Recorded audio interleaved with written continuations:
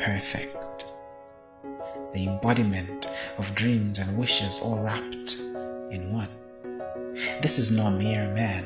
This is man in all his glory and grandeur, before the flaws, the sorries and dangers. This is the model from which the prototype was crafted. This is the ideal idea of I do.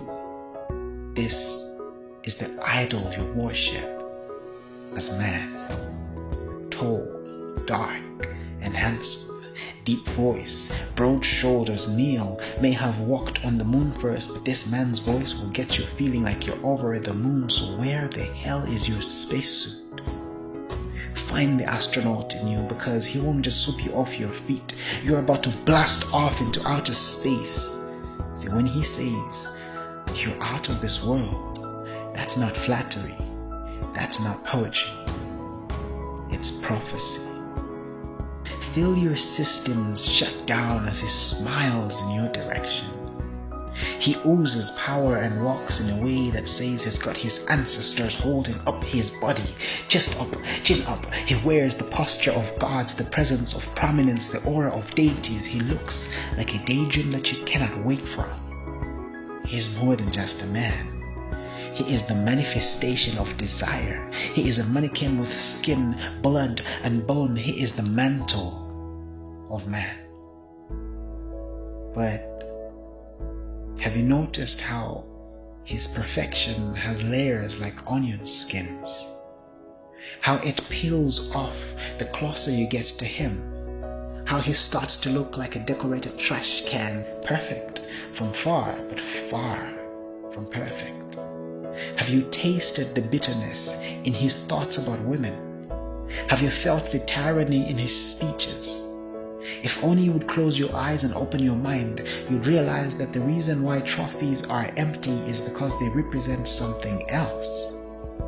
Well, before you fall for a man, know what he stands for. The idea you project because of images you see will not love you half as much as you love it.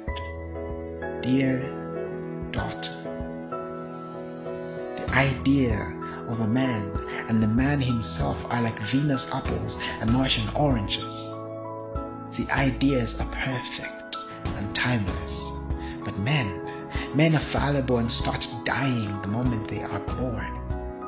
Some men wear niceness like cologne. Some men wear goodness like uniforms, something they can rip off the moment they are done working and won't work it anymore, the moment they are comfortable in your heart, something that just says where they are at the moment and not who they are underneath. So be careful not to see in a man things you created in your head, because blood doesn't flow as swiftly as ideas, and reality rarely tastes as sweet as dreams. Dear daughter, you'll see all sorts of men. Some as flawless as princes in shiny armor, others as repulsive as trolls. Some will speak like they have dictionary pages for tongues, and others will not know how to make their verbs and nouns agree. Some will have money to drown you in gifts, and others will have to tighten their belts to make ends meet. But always remember that bodies are either gifts or burdens.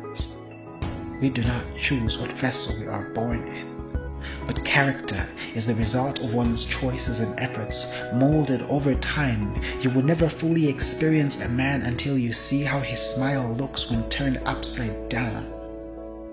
True character shows in times of failure, loss, and vulnerability.